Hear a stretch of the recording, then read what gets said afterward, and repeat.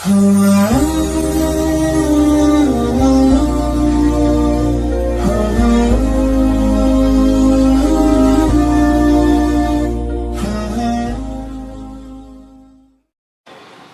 باللہ من الشیطان الرجیم بسم اللہ الرحمن الرحیم الحمد للہ الذی نور قلوب العارفین بنور معرفتہ واثبت فؤاد انبیائہ واولیائہ بقصص الانبیاء والمرسلین واکمل ایمان المسلمین والمؤمنین بولایت علی امیر المؤمنین علیہ السلام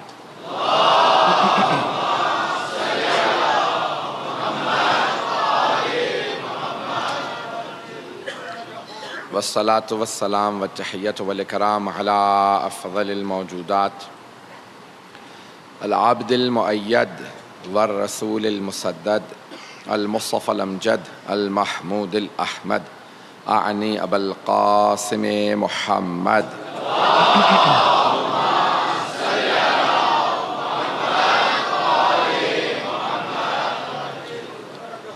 وعلی روحہ ونفسہ وصاحرہ ووصیہ سید الاتقیاء والاصفیاء مولا الموالی امام المتقین علی بن ابی طالب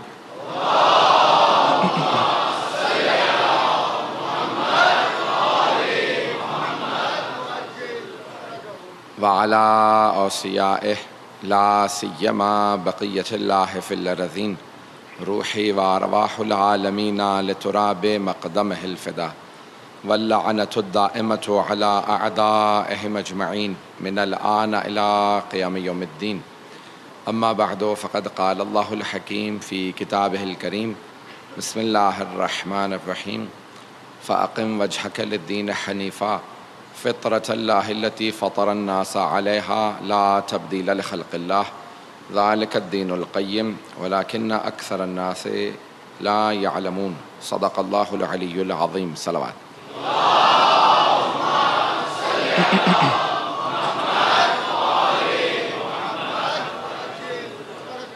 تاخیر کی بھی معذرت چاہوں گا، راستوں کی وجہ سے سارے معاملات آج مختلف ہیں، اور آپ حضرات بھی جس طرح سے تشریف فرما ہے میں دیکھ رہا ہوں، جگہ تنگ ہے، سڑکوں پہ پانی ہے، لوگ دور دور تک کھڑے ہیں۔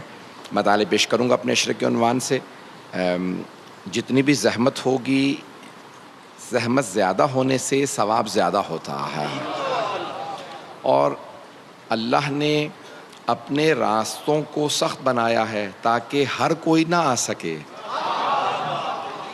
اہل بیت کے راستے پہ چلنا آسان نہیں ہے، اس لیے صرف و صرف ایمان والے ہی اس راستے پہ چلتے ہیں، اور دین حنیف ہے۔ فاقم وجہک للدین حنیفہ، جیسے تنگ تنگ بیٹھے ہیں، میں بہت دیکھ رہا ہوں سبھرہ جیسے بیٹھے ہیں، سن لیجئے گا مطالب کو۔ فاقم وجہک للدین حنیفہ، دین حنیف کی طرف، صحیح راستے کی طرف قیام کیجئے، یعنی توجہ کیجئے۔ چہرے کی توجہ نہیں ہے، دل کی توجہ کا نام صحیح دین ہے۔ انسان کی توجہ دین حق کی طرف ہو، تو ہم نے کہا دین حق کی پہچان یہ ہے کہ رسول اسلام کا یہ اس دین حق کا تذکرہ آسمانی کتابوں میں ہونا چاہیے۔ کل میں نے اسی بات کو پیش کیا تھا، اسی بات کو آگے بڑھانا چاہتا ہوں۔ کچھ حوالے میں نے کل عرض کیے تھے، کچھ آج عرض کرنا چاہتا ہوں۔ آواز سب کو آ رہی ہے میری؟ تو عزیزان گرامی، میں نے کل عرض کیا تھا کہ آسمانی کتابوں میں رسول خدا کا تذکرہ پایا جاتا ہے، اور اللہ نے قرآن کریم میں بتایا ہے کہ گزشتہ کتابوں میں رسول خدا کا نام احمد بتایا ہے، کہ یأتی من بعدہ اسمہ احمد۔ قرآن نے کہا ہے کہ جناب عیسیٰ نے اپنے حواریوں سے کہا کہ میرے بعد ایک نبی آئیں گے، ان کا نام احمد ہوگا۔ اب سمجھ میں آیا کہ رسول اسلام کی والدہ نے نام احمد کیوں رکھا تھا؟ نہیں پہنچا پایا بات کو۔ رسول خدا کے دادا نے نام محمد رکھا، والدہ جناب آمنہ نے نام احمد رکھا۔ جب لوگوں نے پوچھا نا جناب عبد المطلب سے، اے عبد المطلب، آپ اس پورے قریش کے سردار ہیں، مکے کی سرزمین کے سردار ہیں، سب لوگوں نے اپنے وہ تو بڑا آدمی کو جو خاندان کا بزرگ ہوتا تھا بچے کو ہاتھ میں لیتا ہے اور بتاتا ہے سمیتہ عبد العزیٰ عبد الحی، جو بھی میں نے نام رکھا، میں نے عزیٰ جو ایک بت تھا اس کے نام پہ عبد الحبل اپنے بیٹے کا نام رکھا، یہ رکھا وہ رکھا۔ تو اسی دن جس دن سب نے اعلان کرنا تھا تو جناب عبد المطلب نے رسول خدا کے دادا نے اپنے ہاتھوں پہ رسول خدا کو اٹھایا اور کہا سمیتہ محمد، میں نے اپنے اس پوتے کا نام محمد رکھا ہے۔ تو سب لوگوں نے سننے کے بعد کہا اے عبد المطلب، ہم نے آج تک کسی بچے کا نام محمد نہیں سنا، عربی زبان کا لفظ ہے اور سب جانتے تھے، تو آپ سے پوچھا کہ آپ نے بیٹے کا نام، اپنے پوتے کا نام محمد کیوں رکھا؟ کہا کیونکہ میں دیکھ رہا ہوں، محمد یعنی جس کی بہت زیادہ تعریف ہو، کہا کیونکہ میں دیکھ رہا ہوں دنیا میں سب سے زیادہ رکھنے جانے والا نام بھی محمد ہوگا اور سب سے بلند نام بھی محمد ہوگا۔ نہیں پہنچا سکا، پھر بھی نہیں پہنچا سکا، مجمع کی توجہ، پھر بھی بات نہیں پہنچا سکا۔ جناب عبد المطلب نے اس زمانے کے جتنے بھی کافر و مشرک تھے ان سے کہا میں اس پوتے کو دیکھ کے یہ بتا سکتا ہوں اس کا نام سب سے زیادہ رکھا جائے گا اور سب سے بلند اس کا نام ہوگا۔ ابھی قرآن نہیں آیا، قرآن نے بتایا وَرَفَعْنَا لَكَ ذِكْرَكَ، ہم نے آپ کے ذکر کو بہت بلند بنایا ہے۔ جناب عبد المطلب جناب سرور کائنات کی ولادت پہ بتا رہے ہیں کہ یہ نام بہت بلند ہوگا، اس لیے میں نے پوتے کا نام محمد رکھا ہے۔ لوگ کہتے ہیں محمد کے پاس علم غیب نہیں تھا،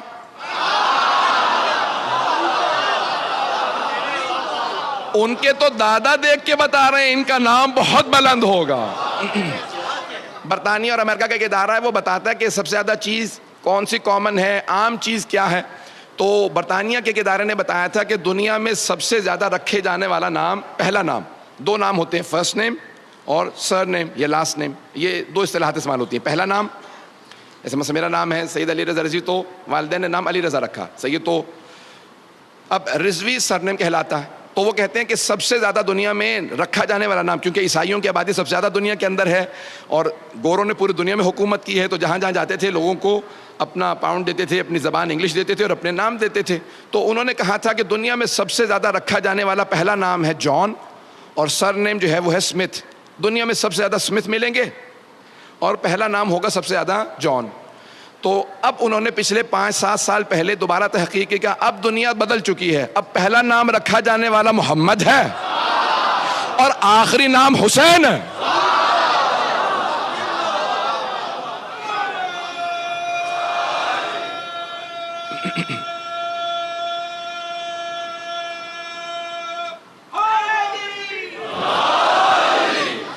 تو عزیزان گرامی، دنیا اللہم صلی علی محمد،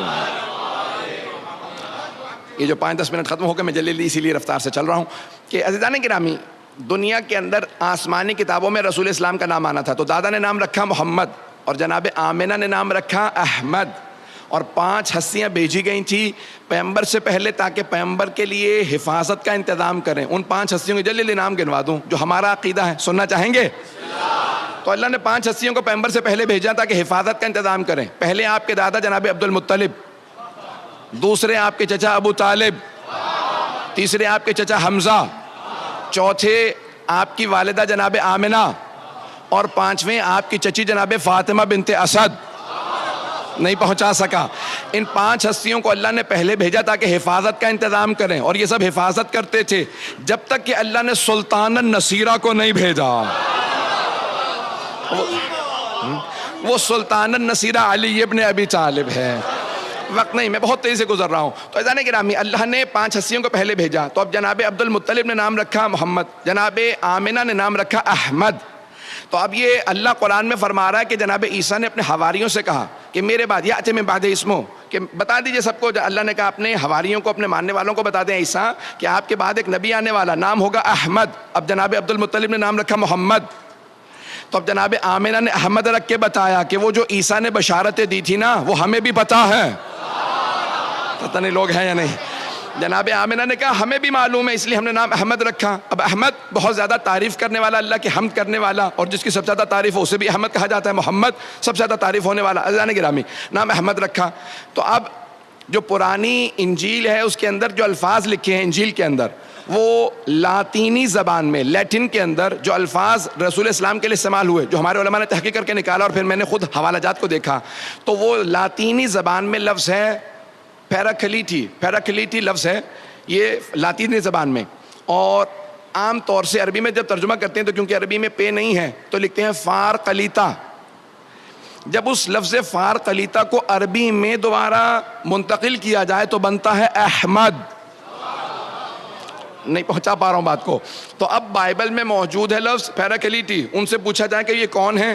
انیس العالم کتاب ہے 6 جلدوں پہ. ایک بہت بڑے پادری تھے عیسائیوں کے, اور وہ کہتے ہیں کہ میں ترقی کرتا کرتا یہاں تک کہ روم میں چلا گیا, ویٹیکن چلا گیا. ویٹیکن جہاں پہ کیتھولک کا سب سے بڑا مرکز ہے, سب سے بڑا چرچ ہے, سارا وہاں پہ انتظام ہے, پوپ بیٹھتا ہے. کہ ویٹیکن پہنچ گیا اور ایک مرتبہ پوپ سے قریب ہونے لگا. تو ایک دن میں جب بہت زیادہ قریب ہو گیا تو انہوں نے کہا کہ آؤ میں تمہیں اس حجرے میں لے چلوں کہ جہاں پہ ہماری پرانی انجیل رکھی ہے. کہ میں نے اندر گیا, ان کے ساتھ دیکھا تو ایک مرتبہ انہوں نے انجیل دکھائی اور وہ اچانک رونے لگے. کہا کیا بات ہے, آپ کیوں رو رہے ہیں؟ کہا میں کیا کروں, لیکن جب بھی میں انجیل کھولتا ہوں نا تو بار بار میری نگاہوں میں ایک نام آتا ہے. یہ جو مسلمان جس نبی کا تذکرہ کرتے ہیں نا, اس محمد کا تذکرہ ہماری کتابوں میں پایا جاتا ہے. تو اس پادری نے کہا کہ یہ آپ کو کیسے معلوم ہے کہ یہ انہی کا نام ہے؟ کیا پتا کوئی اور اس نام سے آ جائے. کہا دیکھو, نام پہ تو ہم کہہ سکتے ہیں کہ اللہ سبحانہ و تعالیٰ کسی اور کو یہ نام دے سکتا ہے, لیکن صفات کا کیا کریں گے؟ صفات کا کیا کریں گے؟ توجہ سارے مجمع کی ہو. تو اللہ نے گزشتہ کتابوں میں رسول خدا کا نام بھی بتایا تھا, صفات بھی بتائی تھی, لیکن قرآن کریم میں اللہ نے جناب امیر المؤمنین کا نام نہیں رکھا, صرف صفات بتائیں. توجہ توجہ توجہ, خبردار کوئی سوال نہ کرے, کبھی نہ سوال کرے کہ بھئی اگر آپ کہتے ہیں کہ علی حق پہ ہیں تو ان کا نام قرآن میں کیوں نہیں ہے؟ اللہ نے صفات بتا دی ہیں, نام نہیں بتایا. پہلے نام بتائے تھے تو لوگوں نے کہا کہ یہ نام نہیں, وہ بھی ہو سکتا ہے, وہ بھی ہو سکتا ہے. تو اللہ نے کہا نہیں, میں علی کا نام نہیں بتاؤں گا, لیکن صفات ایسی بتاؤں گا سوائے علی کے کسی میں نظر نہیں آ.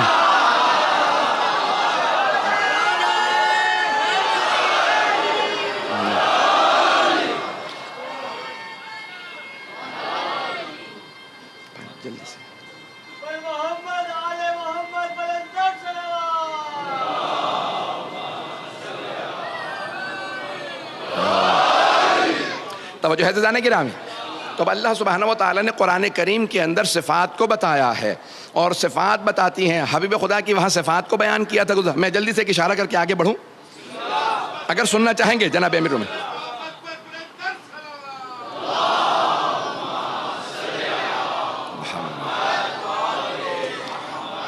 جہاں دوسری مجلس تھی وہاں باہر ممبر تھا, اور میں نے کیونکہ سب لوگ بارش میں بیٹھے تھے, میں بھی بارش میں بیٹھا رہا, تو پورا نچڑ چکا ہوں اس وقت. تو جس حالت میں پڑھ رہا ہوں, آپ اگر جہاد کر رہے ہیں تو میں بھی جہاد کرنے کی کوشش کر رہا ہوں. فیضان گرامی مطلب پیش کروں گا. اللہ نے صفات ایسی قرآن کریم میں بتائی ہیں جو کسی اور میں نہیں پائے جائیں گے. اللہ نے صفات قرآن کریم میں بتائی ہیں. میں نے اشارہ کیا ہے, 2-4 جملے صرف پیش کروں گا, آگے بڑھ جاؤں گا. سرور کائنات سے متعلق جو مطلب پیش کر رہا ہوں اسے سنیے گا. اللہ نے قرآن کریم میں صفات ایسی بیان کی ہیں جو اور کسی میں نہیں پائی جاتی سوائے علی ابن ابی طالب کے. عزیزان گرامی, اللہ صفات ایسی بیان کرتا ہے, صفات ایسی بیان کرتا ہے. اللہ کہتا ہے انما ولیکم اللہ ورسولہ والذین آمنوا الذین یقیمون الصلاۃ ویؤتون الزکاۃ وہم راکعون. تو اللہ قرآن کے اندر صفات ایسی بتاتا ہے. میں ساری آیات نہیں پڑھ سکوں گا, اشارہ کروں گا کہ علی ابن ابی طالب. دیکھیں میں ایک جملہ کہہ رہا ہوں جو پورے سوشل میڈیا پہ عام ہو چکا ہے. تمام کے تمام صحابہ میں اور امیر المؤمنین میں بہت بنیادی فرق ہے. علی میں, اہل بیت میں اور صحابہ میں فرق ہے. علی میں, صحابہ میں فرق ہے. ہم صحابہ کا احترام کرتے ہیں لیکن علی علی ہے. عزیزان گرامی, ہم تمام صحابہ کا احترام کرتے ہیں, وہ رضی اللہ عنہم ہے, لیکن علی ابن ابی طالب علیہ السلام ہے. عزیزان گرامی, صحابہ وہ ہیں جو آیات کا انتظار کرتے ہیں, آیتیں آئیں تو ہم عمل کریں. آیت آئی اقیم الصلاۃ, نماز قائم کرو, صحابہ نے نماز پڑھی. وآتوا الزکاۃ, آیت آئی انہوں نے زکات دی. آیت آئی انہوں نے حج کیا, وَلِلَّهِ عَلَى النَّاسِ حِجُّ الْبَيْتِ مَنِ اسْتَطَاعَ إِلَيْهِ سَبِيلًا. آیت آئی انہوں نے حج کیا. آیت آئی انہوں نے روزے رکھے. آیت آئی انہوں نے خمس دیا. آیت آئی وہ جہاد پہ گئے. تو صحابہ انتظار میں رہتے تھے آیتیں آتی رہیں, ہم عمل کرتے رہیں. لیکن آیتیں علی کے انتظار میں رہتی تھیں. یہ حالت رکوع میں زکات دیں تو ہم آئیں, یہ راہ خدا میں روٹیاں دیں تو ہم آئیں, یہ بستر رسالت پہ سو جائیں تو ہم آئیں, یہ ہاتھ میں تلوار لے تو ہم آئیں, یہ خیبر کا در اکھاڑے تو ہم آئیں.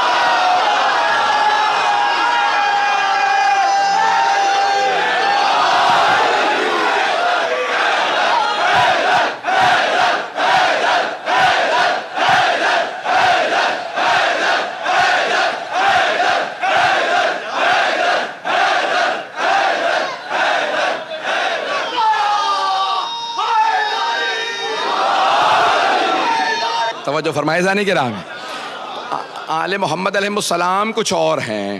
تو عزیزان گرامی، جناب امیر المؤمنین سے متعلق پیغمبر نے کہا ہے، جناب خود ابو ذر سے جناب جابر سے، کہ اگر میرے سارے صحابہ ایک وادی میں جا رہے ہوں اور علی اکیلے دوسری وادی میں جا رہے ہوں تو اے ابو ذر، اے جابر، سارے صحابہ کو چھوڑ کے علی کے پیچھے چلے جانا۔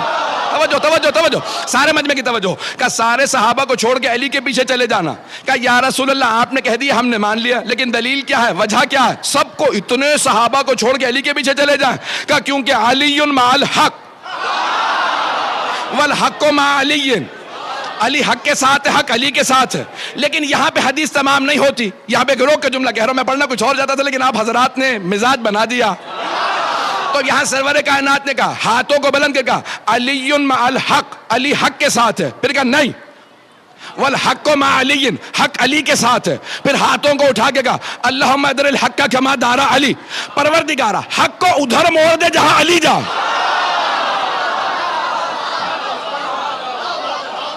میں اپنے انداز سے کہوں، پیغمبر یہ فرما رہے ہیں، پروردگارہ حق کو اتنا ادب سکھا دے وہ علی کی پیروی شروع کر دے۔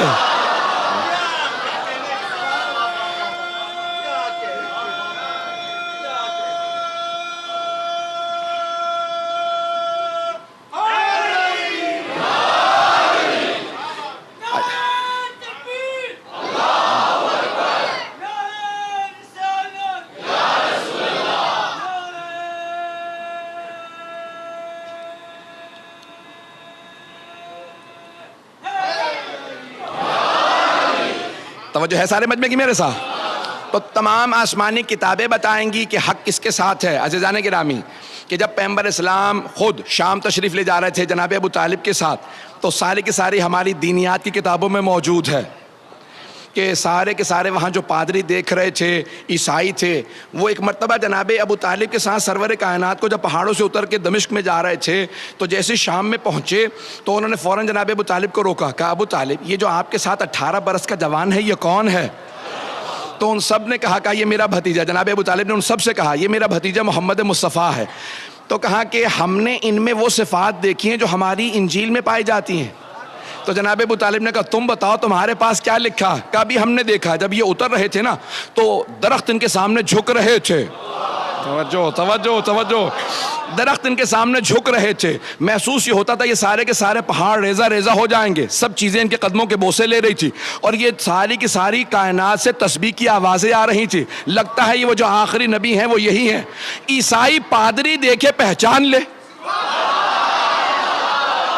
اور جو آغوش میں پال رہے ہیں وہ نہیں پہچان رہے ہیں۔ عزیزان گرامی، وہ صفات تھی جناب سرور کائنات میں، یہاں تک کہ جب جناب فاطمہ بنت اسد مادر امیر المؤمنین مدینے آئیں تو صحابیات نے سوال کیا، جو بیویاں پیغمبر پہ ایمان لے کے آئی تھی، کہا ہے فاطمہ بنت اسد آپ نے سرور کائنات کو پالا ہے، کچھ بچپنے سے متعلق بتائیں گی؟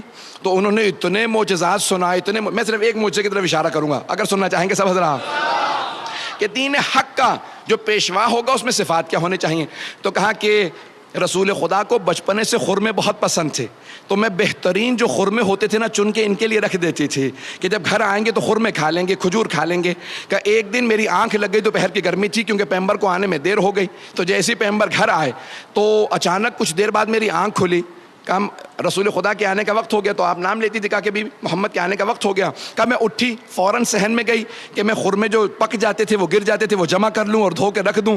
کہا جیسے میں اٹھی صحن میں گئی تو دیکھا کہ رسول خدا درخت کو اشارہ کر رہے ہیں کہ جھک جا۔ جیسے ہی وہ درخت جھکا تو آپ نے خرمے اتارے اور پھر کہا واپس چلا جا۔ توجہ توجہ۔ تو جناب فاطمہ بنت اسد نے کہا رسول خدا نے درخت کو اشارہ کیا، وہ جھک گیا، کہا پھر واپس چلا جا، واپس چلا گیا۔ جب 10 برس 9 برس کے سن میں پیغمبر کو پتا ہے کہ میرے اشارے پہ درخت جھک جائے گا، تو جب 40 برس کے ہوں گے تو پتہ نہیں ہوگا میں اللہ کے رسول ہوں۔ پتہ نہیں بات پہنچ رہی ہے نہیں پہنچ رہی؟ عزیزان گرامی، جب سب جانتے ہیں یہ عام ہستی نہیں ہے، بڑی بڑی ہستیاں گواہی دے رہی ہیں، تو نشانیاں ساری کتابوں میں آتی رہیں گی اور وہ نشانیاں بتائیں گی کہ یہ رسول خدا اللہ کے رسول ہیں۔ نشانیاں بہت سی ہیں، میں بہت جلدی شاید میں نے کبھی پیش کیے ہوں۔ پڑھ چکا ہوں. اس وقت میں اتنی مجالس پڑھ رہا ہوں کہ مجھے یہ یاد نہیں رہتا کہ کون سی چیز کہاں پڑھی ہے. اس کے لیے معذرت. اگر کبھی آپ نے سنا ہو کہ اب نشانیاں علامہ محمد باقر مجلسی نے حق الیقین میں، بحار الانوار میں، اور سید نعمت اللہ جزائری نے انوار النعمانیہ میں، اور بزرگوں نے مختلف کتابوں میں ان معجزات کو درج کیا ہے. میں پیش کرنا چاہ رہا ہوں بہت جلدی کہ سرور کائنات کے جسد مطہر کے اندر معجزات کو لکھا گیا ہے کہ وہ آخری نبی آئیں گے، ان میں کچھ صفات ہوں گی، ایسی صفات ہوں گی جو کسی اور میں نہیں تھی. جتنے معجزات اللہ نے سارے انبیاء کو دیے ہیں اس سے زیادہ معجزات سرور کائنات کو عطا کیے ہیں، اور ان معجزات سے پتہ چلے گا کہ یہ اللہ کے بھیجے ہوئے رسول ہیں. وہ معجزات بتائیں گے. تو اب 24 معجزات جسد مطہر میں ہیں، رسول اسلام کے جسم مبارک میں ہیں، جسد مطہر میں ہیں. رسول اسلام کے جسد مطہر کے اندر 24 معجزات علماء نے درج کیے ہیں. سننا چاہیں گے تو میں پڑھوں گا. آپ کی توجہات عقیدتوں محبتوں کی نظر کر رہا ہوں. زیادہ وقت نہیں لوں گا، آدھے گھنٹے کے اندر بات مکمل ہو جائے گی، میرا آپ سے وعدہ ہے. تو عزیزان گرامی 24 معجزات میں سارے نہیں پڑھوں گا، جتنے پڑھ سکوں گا جہاں تک وقت رہا اور جتنے آپ میں طاقت ہوئی سننے کی میں پیش کروں گا. جسم مبارک میں علماء نے لکھا رسول اسلام کے 24 معجزات کا. جہاں سے بھی رسول خدا گزرتے تھے سر پہ ایک ابر رہتا تھا، ایک بادل رہتا تھا، کیونکہ خالق کو یہ برداشت نہیں تھا کہ ان کے سائے پہ کسی کے پاؤں آ جائیں، ان کے سائے پہ بھی کسی کے پاؤں نہ آئیں. اب اگر کبھی کسی نواسے کو کاندھوں پہ سوار کریں تو پھر ماننا پڑے گا خالق کی اجازت تھی. میں بہت تیزی سے گزروں گا. تو پیغمبر اسلام نے پیغمبر اسلام سے متعلق 24 معجزات علماء نے درج کیے ہیں. پہلا، سر پہ ہمیشہ ابر رہتا تھا، ایک بادل رہتا تھا. دوسرا، قد آور سے قد آور آدمی جب پیغمبر کے سامنے آتا تو رسول اسلام سر سے لے کے گردن تک اونچے نظر آتے تھے. کوئی بھی بلند قامت سے بلند قامت آدمی پیغمبر کے سامنے آتا تو سر سے لے کے گردن تک چھوٹا نظر آتا تھا. پیغمبر بہت زیادہ لمبے نہیں تھے لیکن وہ آدمی پھر بھی چھوٹا نظر آتا تھا. صحابہ کہتے تھے یا رسول اللہ یہ کیا ماجرا ہے؟ کہا میرے خالق کو منظور نہیں کوئی مجھ سے اونچا نظر آئے. نہیں لوگ ہیں یا نہیں؟ یہ دوسرا معجزہ بھی میں نے صرف پیش کیا ہے. تیسرا معجزہ علماء نے لکھا ہے، کہا کہ آپ کا جو پسینہ تھا اس سے خاص خوشبو آتی تھی جو نہ کسی گلاب میں تھی، نہ کسی پھول میں تھی، نہ کسی عطر میں تھی. آپ کے پسینے سے خاص خوشبو آتی تھی. توجہ ہو، پسینے سے خاص خوشبو آتی تھی، جسم مطہر سے خاص خوشبو آتی تھی. ایسی خوشبو آتی تھی کہ جہاں سے آپ گزر جاتے تھے 1 سے 2 دن تک کافر و مشرک جب وہاں آتے تھے تو سونگ کے بتاتے تھے لگتا ہے محمد گزرے ہوں گے. تو دوسرا پوچھتا کیسے معلوم؟ کہ وہ جو خوشبو ان کے بدن سے آتی ہے نا وہ اس جگہ سے آ رہی ہے. اب سمجھ میں آیا یہ حدیث قصہ میں جب دونوں شہزادے گھر میں آتے ہیں تو جناب سیدہ سے کیوں کہتے ہیں انی اشم عندک رائحۃ طیبۃ کأنہا رائحۃ جد رسول اللہ. مادر گرامی آپ کے پاس سے ایسی خوشبو آ رہی ہے جیسے نانا کے بدن سے آتی ہے. تو جسد مطہر سے ایسی خاص خوشبو آتی تھی جہاں سے گزرتے لوگ بتاتے کسی بغیر خوشبو کے ایسی خوشبو آتی تھی. سنیں گے نا معجزہ کہ جسد مطہر سے خوشبو آتی تھی. ایک اور کہ جب راستے پہ چلتے تھے تو بعض اوقات کچے پہ چلتے تھے، گارے پہ، ریت پہ، مٹی پہ چلتے تھے، قدموں کے نشان نہیں بنتے تھے. اور بعض اوقات چٹانوں پہ پاؤں رکھتے جاتے تھے، نشان بنتے جاتے تھے.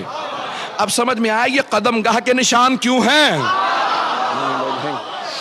بعض اوقات پاؤں چٹانوں پہ رکھتے تو نشان بنتے چلے جاتے.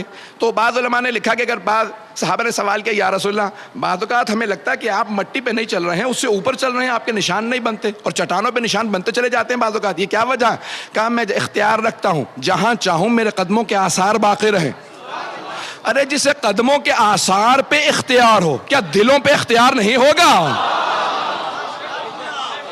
تو کہا کہ اور کیا معجزات ہیں؟ کہ جناب سرور کائنات کی پیشانی سے خاص نور نکلتا رہتا تھا، خاص نور نکلتا تھا پیشانی سے، کہ یہاں تک کہ امہات المؤمنین کہتی ہیں دن میں اگر سوئی کھو جاتی تھی تو ہم رات کا انتظار کرتے تھے. تو صحابہ نے کہا کہ مادر گرامی اب رات کا انتظار کیوں کرتی تھی؟ رات میں تو اور زیادہ تاریکی ہو جاتی ہے. کہ نہیں، رات میں پیغمبر گھر تشریف لاتے تھے اور ان کی پیشانی کا نور اتنا زیادہ ہوتا تھا کہ دن کے چراغ میں جو سوئی نہیں ملتی تھی پیغمبر کی پیشانی کے نور میں رات میں مل جاتی تھی. میں امت کے سارے بیٹوں سے کہوں گا ملاؤں کی نہ ماننا، ماں کی بات مان لینا. امہات المومنین نے کہا محمد ہم جیسے نہیں ہیں. ان کی پیشانی سے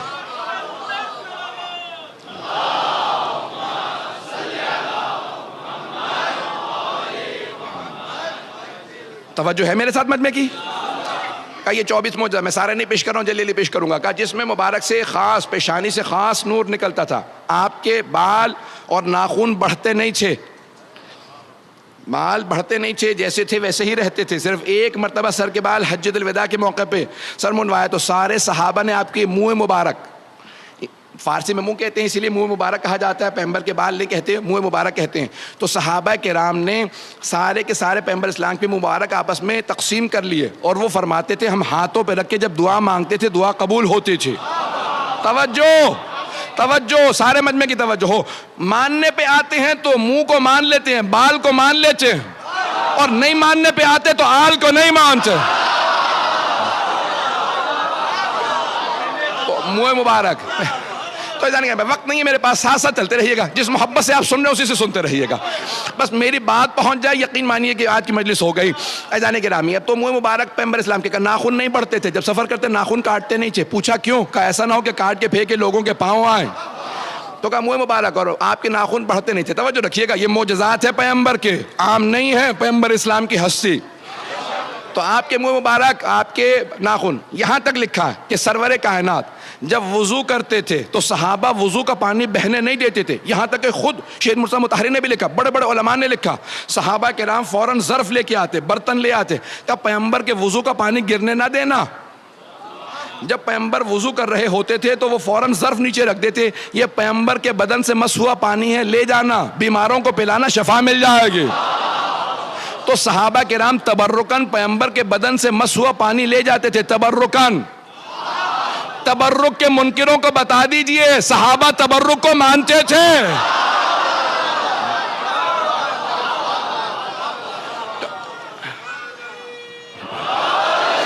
جانے گرامی اب یہ سارے معجزات جسد مطہر سے متعلق ہیں، سرور کائنات کے، کہ جسم مبارک کے اندر ایسے ایسے معجزات ہیں سرور کائنات کے، میں پیش کر رہا ہوں آپ کو، اگر سننا چاہیں گے حضرات آگے بڑھوں گا۔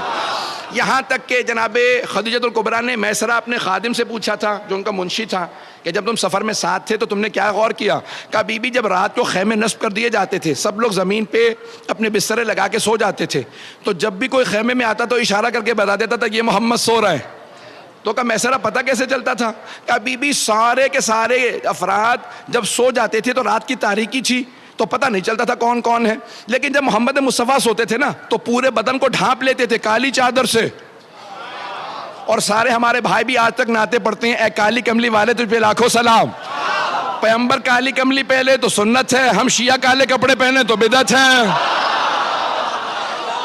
توجہ وقت نہیں ہے نعروں کا، میں بہت ہی سے چل رہا ہوں، تو اب یہاں پہ سارے کے سارے افراد بولیں گے، مجھے پورا یقین ہے، جملہ پیش کر رہا ہوں کہ پورے بدن کو ڈھانپ کے کالے رنگ کی چادر اوڑھ کے پیغمبر سو جاتے تھے، پورا بدن ڈھانپ کے سوتے تھے، پورا بدن ڈھانپ کے سوتے تھے، پھر بھی ہم دیکھ کے بتاتے تھے یہ محمد سو رہے ہیں۔ بی بی نے کہا کیسے پتا چلتا تھا؟ میسرہ کیسے پتا چلتا تھا؟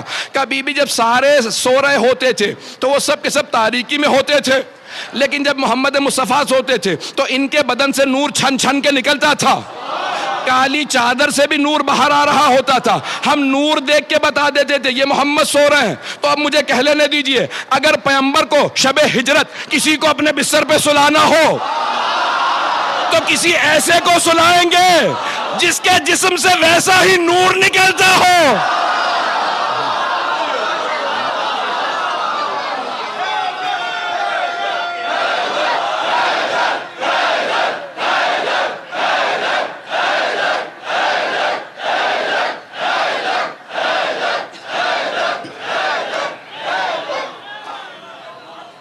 توجہ فرما رہے ہیں؟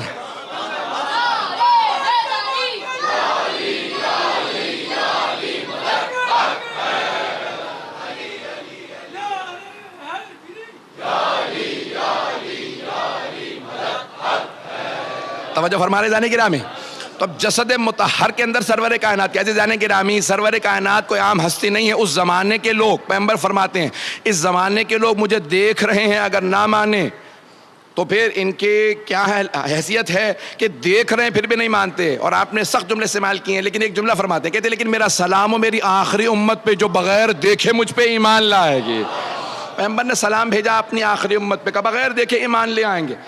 تو جتنی کتابوں کے اندر رسول اسلام کے جسم سے متعلق اور ایسے ایسے معجزات لکھے ہیں کہ خود چاند کے 2 ٹکڑے کرنا، عزیزان گرامی، ناسا جو امریکہ کا سب سے بڑا ادارہ مانا جاتا ہے خلا سے متعلق، اسپیس سے متعلق جو تحقیقات کی جاتی ہیں، اس کا نام ہے NASA، ناسا، تو انہوں نے باقاعدہ ابھی پچھلے دنوں ایک رپورٹ آؤٹ کی تھی، اور اس کے بعد پھر کسی مسلمان نے اس پہ آرٹیکل لکھا تھا، کہا جب چاند پہ گئے تو خود چاند کے اوپر ایک عجیب سی لکیر نظر آئی ہے، جیسے چاند کو کاٹ کے دوبارہ جوڑا گیا نہیں ہے حضرات۔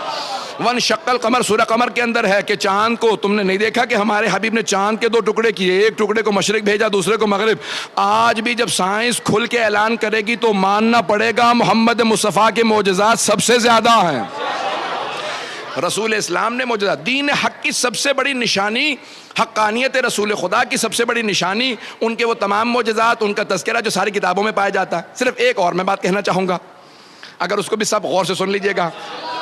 شاید آپ نے سنا ہو، میں نے چند برس پہلے خود کسی صاحب نے مجھے کلپ بھیجا تھا، مجھے تو ٹی وی دیکھنے کا موقع نہیں ملتا، تو بعض اوقات سوشل میڈیا سے ہی پتہ چل جاتی ہیں چیزیں، لوگ فارورڈ کر دیتے ہیں۔ اب تو الحمدللہ اس کو میں نے بہت کم کر دیا، اس میں بہت زیادہ وقت ضائع ہوتا تھا، ہر طرح کی چیزیں لوگ بھیجتے رہتے ہیں۔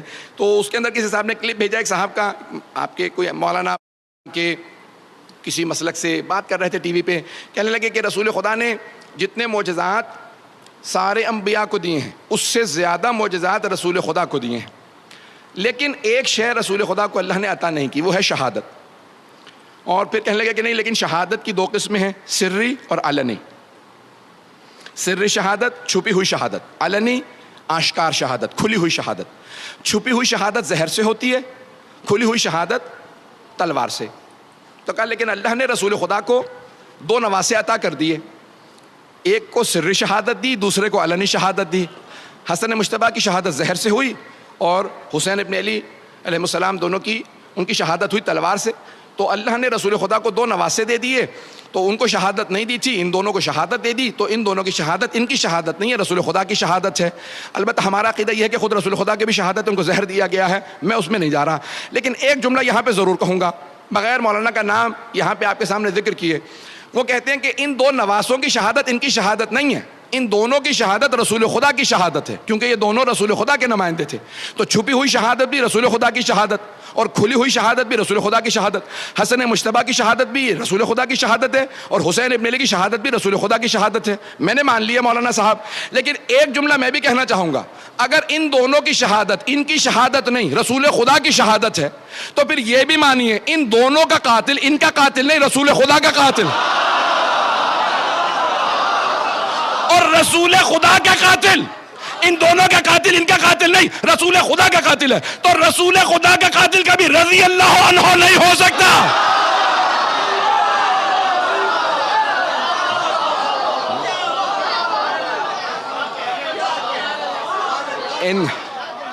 ان دونوں کا قاتل کبھی بھی رضی اللہ عنہ نہیں ہو سکتا، کیونکہ ان دونوں کی شہادت رسول اسلام کی شہادت ہے، تو ان دونوں کا قاتل رسول خدا کا قاتل ہے۔ قاتل رسول کو کبھی کوئی جرت نہ کرے رضی اللہ عنہ کہنے کی۔ عزیزان گرامی، پیغمبر اسلام کے متعدد معجزات تھے جن سے ثابت ہوتا ہے کہ آپ نمائندہ پروردگار ہیں، اور آپ کا دین دین حق ہے۔ اور آج بھی رسول اسلام کے معجزات کچھ زندہ موجود ہیں۔ سب سے بڑے 2 معجزات جو آج تک باقی ہیں، پہلا سب کے سب فوراً جواب دیں گے، قرآن کریم ہے، اور دوسری ان کی آل ہے۔ ایک پہ سارے مسلمان متفق ہیں، وہ کہتے ہیں نہیں، ایک معجزہ قیامت تک کے لیے باقی رہے گا۔ کون سا معجزہ؟ وہ ہے قرآن کریم۔ تو قرآن کیا ہے؟ کتاب ہے، درس ہے۔ اس کے لیے، کتاب کے لیے مدرس کی ضرورت ہے، معلم کی ضرورت ہے، مفسر کی ضرورت ہے، مبین کی ضرورت ہے۔ جب آج تک قرآن باقی ہے تو پھر وارث قرآن بھی باقی ہونا چاہیے۔ تو ہم یہ کہتے ہیں کہ وہ جو پردہ غیب میں امام باقی ہے وہ وارث قرآن ہے، وہی وارث رسول ہے، وہ ہر چیز کے وارث ہیں، اور وہ زندہ ان کا خود رہنا یہ اللہ سبحانہ و تعالیٰ کا ایک وعدہ ہے۔ ایک جملہ میں ہمیشہ کہا کرتا ہوں، کہہ کے آگے بڑھ جاؤں گا۔ عزیزان گرامی، بہت سے افراد کہتے ہیں کہ کیسے ہو سکتا ہے کوئی امام ہو، پردہ غیب میں ہو، نظر نہ آتا ہو اور زندہ ہو؟ انہی سے مسلمانوں سے سوال کر لیجئے، شیطان کو مانتے ہو؟ ہاں مانتے ہیں۔ بھئی آپ نے یہ گناہ کیسے کر دیا؟ مجھے شیطان نے گمراہ کر دیا تھا۔ کیسے گمراہ کیا؟ ارے وہ نظر نہیں آتا، دل میں وسوسہ کر دیتا ہے، تو وہ شیطان جو نظر نہیں آتا وسوسہ کر دیتا ہے، اسے تو مان لیتے ہو؟ اور وہ جو خدا کا نمائندہ ہادی برحق ہے اسے ماننے سے کیوں انکار کرتے ہو عزیزان گرامی؟ جب پردہ غیب کے اندر کوئی چھپ کے گمراہ کر سکتا ہے تو پردہ غیب سے کوئی ہدایت بھی کر سکتا ہے۔ تو عزیزان گرامی یہیں پہ بات کو میں مکمل کر دیتا، لیکن بس ایک اشارہ کرنے کے بعد پھر چند جملے مصائب کے، کہ پیغمبر اسلام کو اللہ سبحانہ وتعالیٰ نے کائنات پہ حقانیت کے ساتھ بھیجا ہے، قیامت تک کے لیے آپ کے دین کو لازم و واجب قرار دیا ہے سب پہ اطاعت کے لیے، اور تمام انبیاء پہ بھی آپ کی اطاعت واجب ہے، ائمہ پہ۔ یہ رسول اسلام کا زندہ معجزہ ہے کہ آج آپ کا قرآن بھی باقی ہے اور آپ کا وصی بھی باقی ہے، اور جب جناب عیسیٰ بھی ظہور کریں گے تو رسول اسلام کے 12ویں وصی کے پیچھے کھڑے ہو کے نماز پڑھیں گے۔ تو پروردگارہ یہ سارا تو نے انتظام کیا۔ ہاں حقانیت کی بہت سی دلیلیں، اور ایک آپ کے جو فداکار تھے، جو آپ پہ قربان ہونے والے تھے، جو بڑی بڑی جلیل القدر ہستیاں، ان میں ایک نام ہے جناب حمزہ کا۔ میں نے بھی تذکرہ کیا تھا فضائل کے اندر بھی۔ مصائب بھی 2 جملے آج ان کے سن لیجئے، ان کے مصائب بہت کم پڑھے جاتے ہیں، میں نے شاید کبھی پیش کی ہوں تو سن لیجئے۔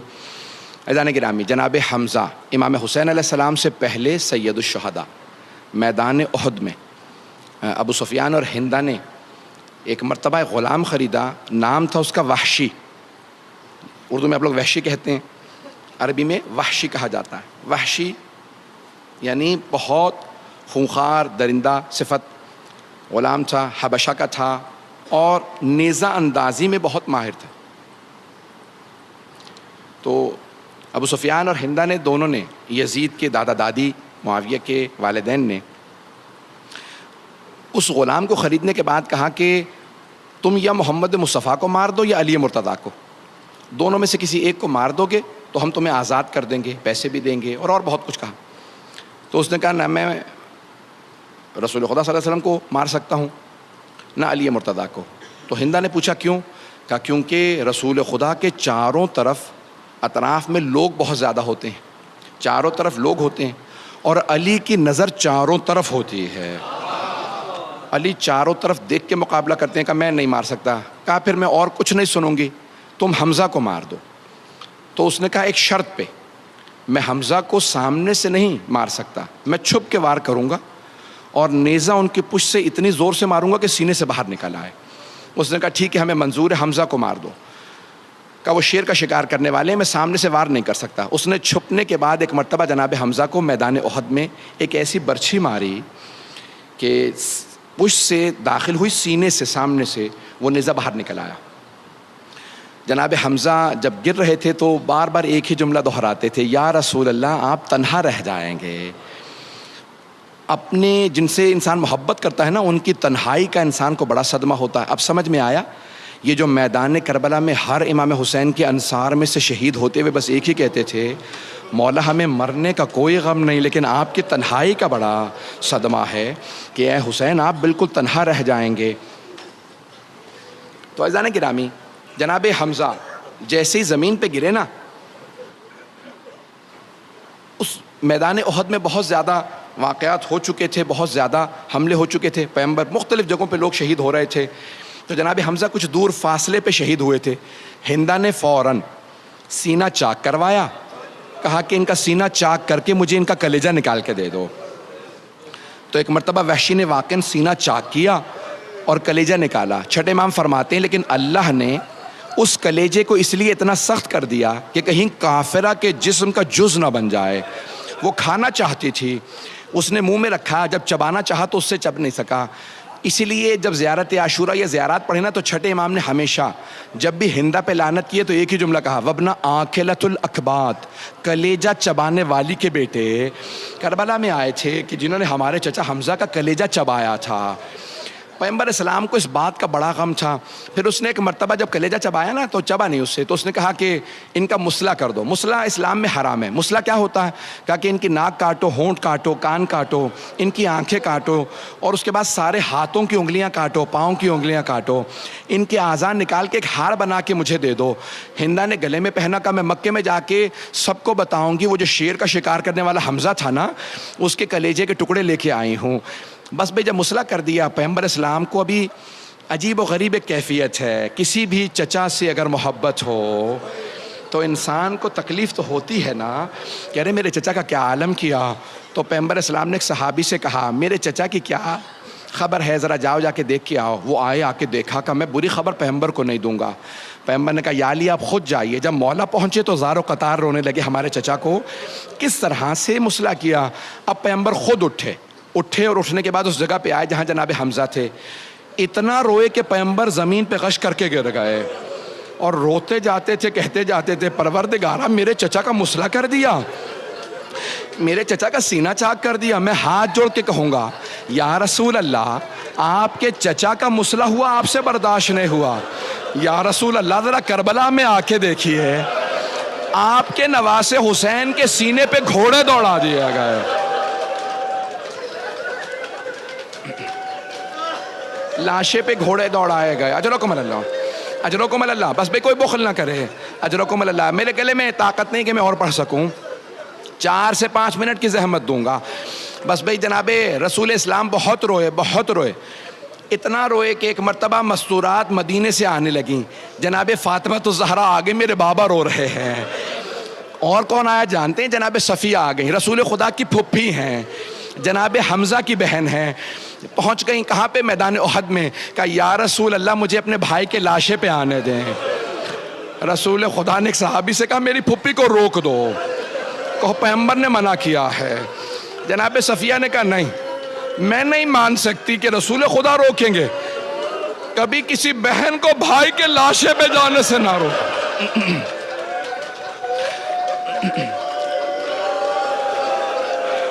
کہ میں نہیں مان سکتی کہ رسول خدا ایک بہن کو بھائی کے لاشے پہ آنے سے روک دیں. پھر دوبارہ کہا نہیں. اب پیغمبر یہ نہیں بتا رہے کہ چچا کا مصلح ہو گیا ہے، میری میری پھپھی برداشت نہیں کر سکیں گی. ایک مرتبہ جناب صفیہ نے کہا یا رسول اللہ آپ کو میرے چچا کا، اپنے چچا کا واسطہ، مجھے ایک مرتبہ بھائی کی زیارت کرنے دیں. رسول خدا نے کہا ٹھیک ہے میں آنے دیتا ہوں، ذرا رک جائیے. پیغمبر نے اپنی ابا اتاری، اپنے چچا کے لاشے پہ ابا اڑا دی تاکہ بہن لاشا نہ دیکھے. چہرے پہ ابا اڑھائی، سینے پہ، پورے جسم پہ. جناب حمزہ بڑے قداور تھے، پیغمبر کی ابا پوری نہیں آئی. پیغمبر نے جناب امیر سے کہا یا علی جائیے جا کے کچھ جھاڑیاں لے آئیے، کچھ پتے لے آئیے، پاؤں پہ رکھ دے کیونکہ پاؤں کی بھی انگلیاں کاٹی گئی تھی. جناب امیر نے کھجور کے درخت کا پتا رکھا تاکہ پاؤں چھپ جائیں. جناب صفیہ آ گئیں. اب جناب رسول خدا جناب علی مرتضیٰ دونوں بھتیجے ہیں جناب صفیہ کے. جناب صفیہ آئی روتی ہوئی. ایک بہن جب بھائی کے لاشے پہ آئے تو بہت روتی ہے. جناب صفیہ بہت زیادہ رو رہی تھی. دیکھا چہرے پہ ابا چھپا رکھی ہے، انہیں نہیں معلوم مصلح ہو گیا، بیٹھ کے روتی رہی. روتے روتے اچانک انہوں نے چہرے سے ابا ہٹا دی. بس ابا کا ہٹانا تھا. جناب صفیہ لاشے پہ گر گئیں اور روتے ہوئے کہنے لگی ہائے میرے بھائی کا مصلح ہو گیا. بہت روئیں. میرے طرف دیکھیے گا آخری جملے. جب جناب صفیہ گر گئی نا، بے ہوش ہو گئیں، تو اب 2 بھتیجے موجود تھے. رسول خدا نے دایاں بازو پکڑا جناب صفیہ پھپھی کا، دوسرا بایاں بازو جناب مشکل کشا نے پکڑا. دونوں بھتیجوں نے پھپھی کو اٹھایا چچا کے لاشے سے، اور دونوں بھتیجے میدان احد سے پھپھی کو اٹھا کے مدینے لے آئے. جب بھی ہوش میں آتی ایک ہی بات پوچھتی میرے بھائی کا مصلح ہو گیا، اور بے ہوش ہو جاتی. دونوں بھتیجے بہت روتے رہے. اب میں کہوں گا یا رسول اللہ ذرا کچھ دیر کے لیے کربلا میں آئیے، وہاں بھی ایک بہن بھائی کے لاشے پہ آئی ہے. ایک بہن بھائی. میری طرف دیکھیے گا بھئی، اب مجھ میں طاقت نہیں، 2 منٹ ذرا صبر کر لیں گے. اب آپ برداشت نہیں کر پا رہے. میری طرف دیکھیے گا. ایک بہن بھائی کے لاشے پہ آئیں. ایک بہن بھائی کے لاشے پہ آئیں. کیسے آئیں جناب زینب؟ امام سجاد کہتے ہیں جب میری پھپھی آئی نا میرے بابا کے لاشے پہ، تو میرے بابا کا طواف کرنے لگی. طواف کرتی جاتی تھی، روتی جاتی تھی. امام سجاد کہتے ہیں ایک نگینے کے برابر میرے بابا کے جسم پہ جگہ نہیں تھی کہ میری پھپھی بوسہ دے سکتی. پھر ایک مرتبہ میری پھپھی نے مدینے کا رخ کیا، رو کے کہا اماں یہ آپ کا حسین. پھر ایک مرتبہ کہا اماں آپ نے کہا تھا میری طرف سے حسین کے گلے کے بوسے دینا. بی بی کے ہاتھ پسے گردن بندھے تھے. ایک مرتبہ جناب زینب بیٹھی, جانتے کیسے بوسہ دیا؟ مولا کہتے ہیں کہ میری پھوپھی نے اپنے لبوں کو کٹے ہوئے گلے پہ رکھا اور چوم کے کہا اماں میں نے بوسہ دے دیا.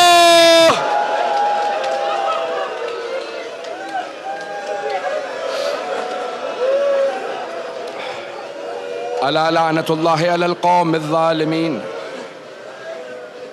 وَسَيَعْلَمُ الَّذِينَ ظَلَمُوا أَيَّ مُنْقَلِبٍ يَنْقَلِبُونَ. بس بھئی دو صرف دعا کے جملے, دو دعا کے جملے. ہاتھوں کو بلند کیجئے. جب جناب زینب کبریٰ آئیں نا مولا حسین کے لاشے پہ, تو بار بار کہتی تھی یا جدہ یا رسول اللہ صلی علیکہ ملیک السما. نانا آپ کے جسد پہ آسمان سے ملائکہ جنازہ پڑھنے آئے تھے. ہاذا حسینون مرمل بالدماء. لیکن نانا آپ کے نواسے حسین کا خون زمین پہ بہہ گیا. نانا آپ کے نواسے کے لاشے پہ گھوڑے دوڑا دیے گئے. اجرکم اللہ, میں کوئی سخت جملہ نہیں کہوں گا, میری طرف دیکھیے گا, ہاتھوں کو بلند کیجئے گا, ہاتھوں کو بلند کیجئے گا. مجھے معاف کر دیجئے گا, اگر برداشت نہ کر سکیں مجھے معاف کریں گے. ایک جملہ کہوں, جب جناب سید الشہداء پشت ذوالجناح سے زمین پہ آ رہے تھے نا, تو ایک بی بی برقعے کا دامن پھیلائے کھڑی تھی.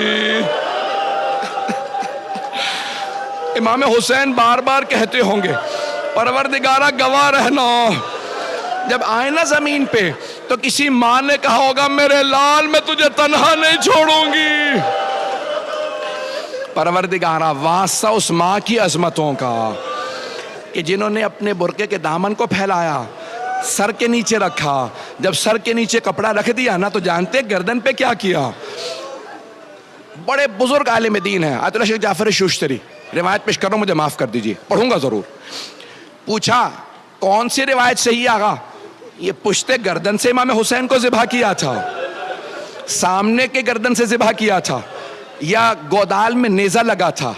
کون سی روایت صحیح ہے؟ تو وہ رونے لگے, کہا تینوں روایات صحیح ہے. کہا ایک ملعون نے گودال میں نیزہ مارا تھا, دوسرے نے سر سے امامہ اتارا, پشتے گردن پہ خنجر چلایا, پھر سیدھا کیا, داڑھی کو پکڑا.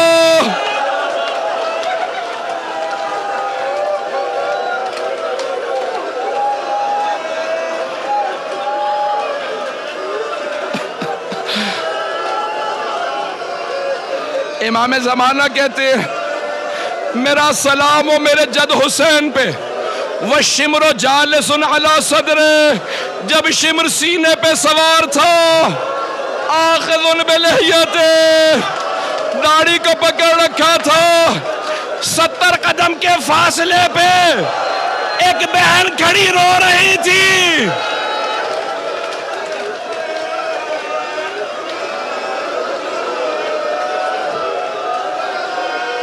پروردگارہ امام زمانہ کے ظہور میں تعجیل فرما, دشمنان اہل بیت کو نیست و نابود فرما.